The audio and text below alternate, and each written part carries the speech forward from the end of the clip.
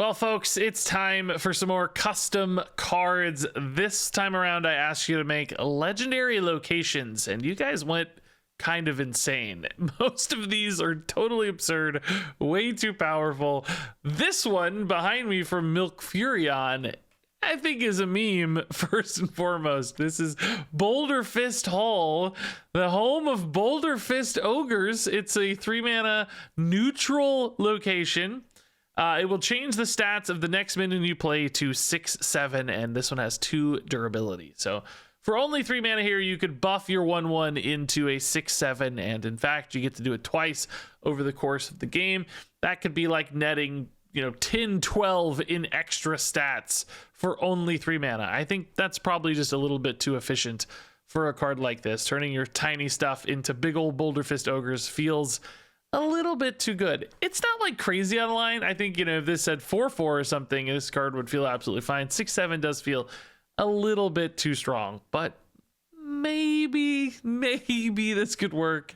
I like the idea, but I think first and foremost a meme design, and certainly one I'm happy to open with. I know we all love the Boulder Fist Ogres and their legendary home, Boulder Fist Hall. It looks quite epic there. It's like a shack out in the it's just a shack out by some rocks out in the jungle. Wow, how legendary. So moving on here, we have the Timeless Library from Drunk Dwarf, and man, this one's so much fun. A 2 mana, 2 durability, legendary location neutral, and it reads, discover an expansion, add a sealed expansion pack to your hand. You guys may remember the Unguro pack from Elise back in the Unguro days. That is a 2 mana spell that will give you 5 random cards from that given expansion. And I gotta say, that's pretty amazing. Like, just getting to play with old stuff that might not be in standard format anymore is really fun. This is a lot of value for a single 2 mana card. This is basically worth 10 extra cards, turning 1 into 10.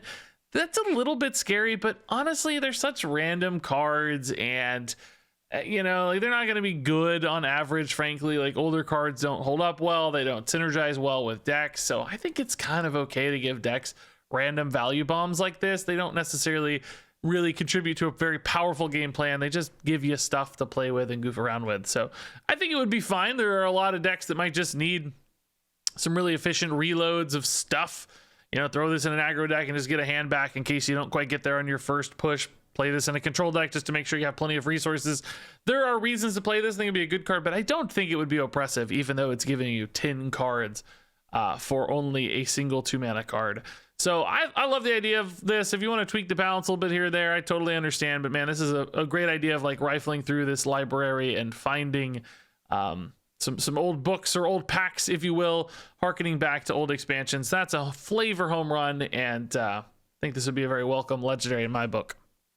It's a library. Well done, Regis. Well done.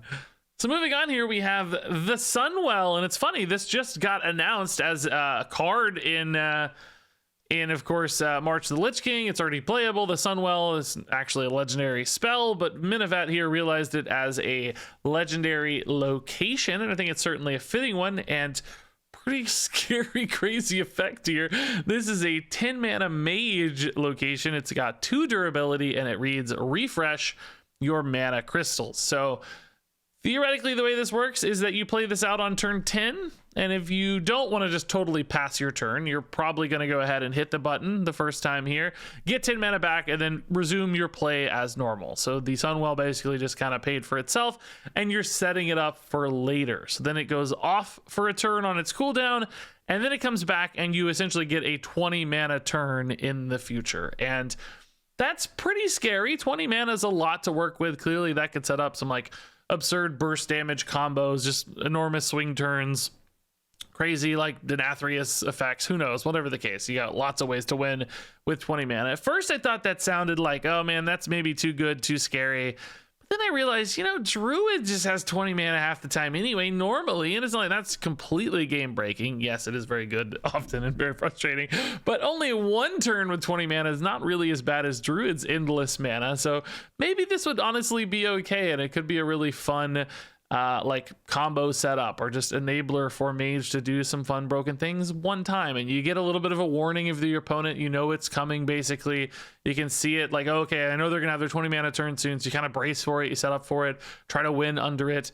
So in a lot of ways, this actually felt like a healthier version of stuff that Druid already does in many cases, and certainly the Sunwell giving you a bunch of mana feels like a good flavor fit too. So I think this is actually a pretty cool design. There's probably some way to break it. If you can think of one, of course, share that in the comments. Always curious to hear how you guys are going to break cards. But at a first glance to me anyway, this looks kind of all right and really fun. Before we move on, let's talk about our sponsor for this video, Keeps.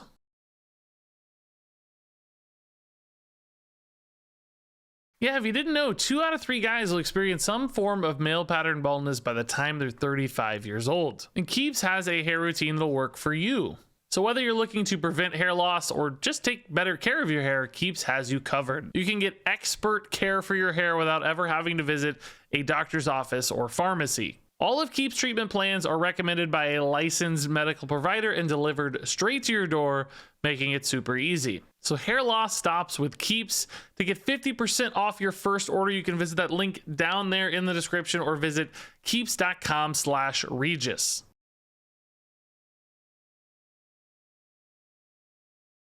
So next up is a really neat little card. It's from 52nd. It's Temple Entrance, a priest legendary location. And this is kind of like a multi-step location. You're kind of going on a little journey, which I thought was neat. It starts out as a 3 mana, 3 durability Temple Entrance. This one gives a friendly minion +1/+1 and Reborn. So this is kind of hearkening to like making mummies a little bit, as you'll see, even though it's priest in this case. So then it transforms into Temple Corridors. So you move from the entrance inside of the corridors. In that case, it's going to discover a friendly minion that died this game and summon a 2/2 copy of it. So the first step is a little bit of an onboard buff. The second step is getting you a minion back. Nothing too crazy there. Maybe some good effects, good death rattles and stuff to play off of. And then the final step is Temple of Orsis that reads summon the minion you gave Reborn and the minion you discovered in the previous locations. So suddenly this third step might actually be a pretty nice payoff. Whatever you buffed, you're getting a copy of that back. Again, maybe a nice death rattle effect. Maybe it's just something big.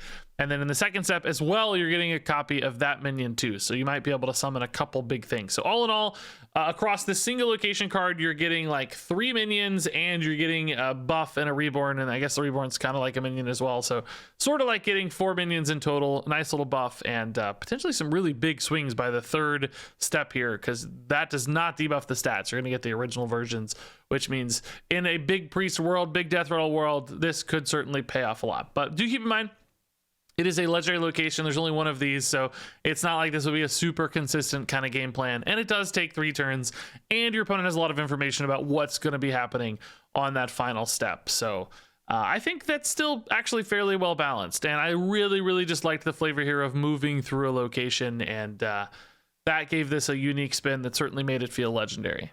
Speaking of things that feel legendary, this one's pretty wild. From KGBS 1224, it's the Maelstrom, and it's a 10 mana mage location again. I don't know why the mage is getting all these 10 mana locations.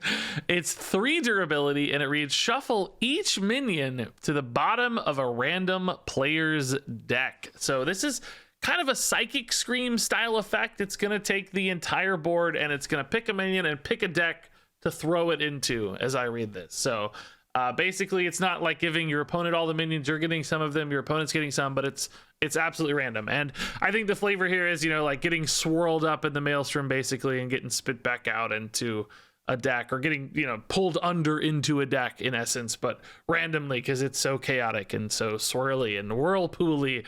So essentially just a really big removal card that's, you know, gonna handle a lot of different board states. It's gonna, you know, deal with death rattle style effects very, very well, because it's not actually killing the minions, it's shuffling them away. So it definitely delivers on the chaos of mage. It delivers kind of on the like poofy nature of mage as well. This could have maybe just been a poof effect that just removes the minions from the game. But the scary thing about this for me, I love the flavor. I think it's, you know, at 10 mana it's fitting, but I think 3 durability is too much on this one. I think 2 durability would be far more fitting and still pretty dang powerful. Because what's going to happen is, right, your opponent's going to realize, like, oh, the Maelstrom's coming up. If I play any minions, my board's going to be completely wiped. So it really would offer this sort of helplessness and hopelessness where you just feel like, I can't really play into this card. They got the Maelstrom down. Like, God, what do I do now? And I don't know if that's a really healthy play pattern. I think a lot of these locations need to be things that don't totally frustrate and limit the opponent from really doing anything, and I'm afraid this one would. 2 durability would give it a little bit more space, like, okay, I'm going to get through this, I'm going to make it work this time. Now it is symmetrical, so it's not like the mage could build a giant board, like they'd be risking their own board as well, but all in all, still, they could attack first, you know, if they had a board out and you just kind of don't do anything. So they still net some benefits. So I don't know. I think this one feels a little bit too powerful. Love the flavor, love the idea of this, but probably some balance tweaks to make this one feel right. Moving on here to the Forge of Origination, another neutral legendary location. A lot of neutral ones submitted. This one's from Kitsune Kage. It's a 4-mana, 3 durability location, and it just allows you to discover a treasure. Now that we have treasures in Standard Hearthstone with things like Kazaka-san, I would love to see more treasures introduced into Standard. And I think this is a really, you know, fine way to do it. You've got this 4-mana overhead to start getting a treasure. Of course, once you get the treasure, you have to spend the mana on that. So there is a nice delay for the payoff here on Forge of Origination. And I don't think the treasures are so crazy that getting 3 of them for 4 mana feels oppressive. The treasures are good cards, powerful cards, swingy cards, but I don't think on average this is going to completely overwhelm people. I've had many instances where discovering a treasure off of the like hero power in duels with Reno, it just doesn't really feel that great. Sometimes you just get stuff like, oh, okay, this isn't that exciting. I can like destroy a minion and gain some health or something. I got a Vampiric Fangs. Okay. So yeah, I would certainly welcome Forge of Origination as another way to open up treasures and make a little connection from duels to Standard. I always do appreciate that. So I would have some fun with this card, I'm pretty sure. Next up, we have Agent Dragons, Black Rock Mountain, a 5-mana, 3 durability shaman legendary location. And this one just deals 8 damage to a random enemy. So it is Ragnaros. It's where he lives, underneath it at least. And sure enough, it's just the Ragnaros effect. I gotta say, by the way, you guys went like really big on the locations. All the location cards in Nathria are like single rooms. You know, it's one room in a castle. You guys went for like entire zones, giant raid zones like Blackrock Mountain. So that is a little surprising, but it works for me. Whatever. That could be an entire, well, it was an entire expansion or at least adventure in Hearthstone. But now we've boiled it down to one location card. Anyway, at first I thought, oh, you know, this affect's like, you know, this is kind of boring. Like, you know, it's nothing too exciting. Is that even any good? Like, it's just gonna hit some 1/1s. But I realized that this design actually plays really nicely to a location specifically because you kind of set this up. You maybe don't even use it right away. You just set it up, you spend your mana, you maybe take a little bit of a downturn. But what happens is this becomes a really nice like lethal push threat because as soon as you clear a board at any time, it's like, okay, now I've got a button that just deals 8 to face. And effectively, this could be a very consistent 24 damage to face. It takes a while, but if you have a grindy deck, a control deck, you're removing boards really consistently, then this is just a way to push some additional damage face or occasionally take a 50-50 on a big minion you might need to clear. So I don't think this is particularly, you know, complex or fancy design, but something about it just kind of works for me. I think it's a nice little simple fit, and sometimes that's great for Hearthstone. So sure enough, Black Rock Mountain and Ragnaros, I would welcome them. So now let's go to the other side of things with an incredibly complex and crazy design. This one's from Kogeti. It's Therazane's Throne, another Elemental Lord reference here. 3-mana, 10 durability location for Shaman. Shuffle a 10/10 Therazane's Guard into your deck. That is a 10-mana, 10/10 taunt with Battlecry, gain 10 armor for each Therazane's Guard in your deck. And my god, that is an absolutely obscene amount of value and an obscene amount of armor. So you plop Therazane's down, you start hitting the button, and you start putting a bunch of these big boys in your deck. And then, you know, theoretically, you can put 10 in your deck if you only top deck one of them, because This does demand they're in your deck to activate its effect. So you top deck one, you could maybe get 90 armor. Now, more realistically, you would probably play one of these before you've shuffled them all in. Maybe you got a couple in hand. Maybe something like 20 to 30 armor is a more realistic outcome. Most of the time with Therazan's Guard, which is still pretty big, playing a giant body and getting some armor. There will be moments and turns where you could definitely afford to do that. The question is this too powerful? Is the ability to gain 150 armor or something over the course of the game, is that going to be too powerful? Really, you could get way more than that. You could get 300-400 or something. I haven't done the math, but you know, is that absolutely obscene? I don't know. I mean, it's a definite different win condition. It's a lot for one card to do. I think if it was like 5 durability, I'd feel a lot safer about it. Clearly, they went for the kind of 10 mana thing here. I will say that if you play this early enough and you start shuffling too many of these in, you do kind of kill your draw. You might have, you know, it's turn 6-7, you got a couple Therazan's Guards in hand, you don't have cards that you actually can play and need. I will also say it's pretty unidirectional, where you're just kind of always playing a 10 mana 10/10 taunt. You're not really doing much else. So if the armor doesn't work, if the opponent has some other game plan or win condition, might not be great. So there are some checks and balances there. Ultimately, it's probably still just way too much stuff for a single card to offer you. I don't totally hate it. I think if you tweak this down a little bit, maybe these gain 5 armor, maybe they're 5 mana 5/5s, maybe you get 5 of them, then maybe we're talking, right? Limited a little bit I could work with. But I love the idea of having all these guards guarding Therazan and having these like really defensive elementals, and it's like all this earthen rock and armor you're gaining off of it. That's all really cool. So a lot of fun stuff here. I love just value cards like this too. You better believe I'd play the crap out of this, but I certainly think it needs some number tweaks. All right, so a couple Lich King themed cards to close this out. We've got Ebb and Hold from Milk Furion here. A 7 mana location for Death Knight, 2 durability. This one allows you to destroy a minion and summon an Ebon Ravager with twice its stats. So actually really big efficient removal here, with some actually really big payoff as well with this Ravager. So you play this when you need to remove a big threat, and you get a really, really big threat in return. Initially I thought like this is way too good. I thought, man, just like, you know, that is so swingy. That makes Sylvanas look like kind of a weak card. And there's still some truth to that. Like, I think this is still very, very powerful. I'm not sure it's totally out of bounds, though. I think it's almost within reason, because ultimately it is still just a pile of stats. Yours is still equally removable. It kind of reminds me a little bit of the big infused guy too, but it's for a single unit instead of 3 units. Insatiable Devourer. And now that we've seen some Death Knight cards, this was designed before any of those were released, but now that we've seen some Death Knight cards, it's like, well, even Patchwork is kind of doing a similar thing for Death Knight at the same mana cost. And clearly not quite as swingy on board, but good removal, good disruption. So I don't know, maybe this isn't that crazy. There is 2 swings on this. The second one in particular feels very efficient. The first one I think is already pretty good. The second one's kind of insane. So maybe that's where this really becomes too powerful. This would probably be fine if it just summoned an Ebon Ravager with its stats. I don't know if you really need to double them up in this case. I don't know. I'm curious what you guys think. Is this just completely out of bounds, too powerful, or is it actually reasonable? And then finally here we have the Frozen Throne. Thanks God somebody tried this. This one's from Kogetti. 6 mana, 3 durability, and it reads, transform a minion into the Lich King.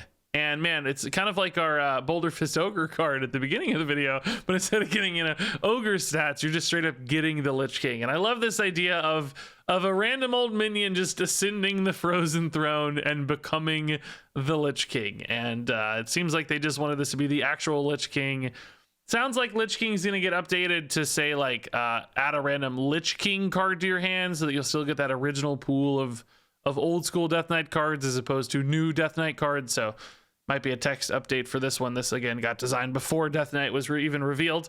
But I love the flavor of this, man. It's again pretty powerful. Just turning a 1/1 into an 8/8 is really, really nice, particularly an 8/8 with a good effect. So, you know, it seems to be the theme for this video of making absolutely crazy location designs, and then getting that twice more later in the game is also pretty insane. But man, flavor fit is just an absolute home run. Again, perhaps this is 2 durability. Perhaps you up the mana cost on this to something like 8 to make it feel a little fairer. But man, I really like this a lot. I want to turn all my garbage little minions into the Lich King by having them march up the Frozen Throne here. So pretty cool card. I hope we do see the Frozen Throne as a legendary location in this expansion. I think that's absolutely a possibility. So yeah, what do you guys think? Do you like the Frozen Throne here, or yet again, in fact, too good? And there you go, folks. That wraps it up for this custom card review. Absolutely crazy designs in this one. Probably way too good, but hey, that's okay.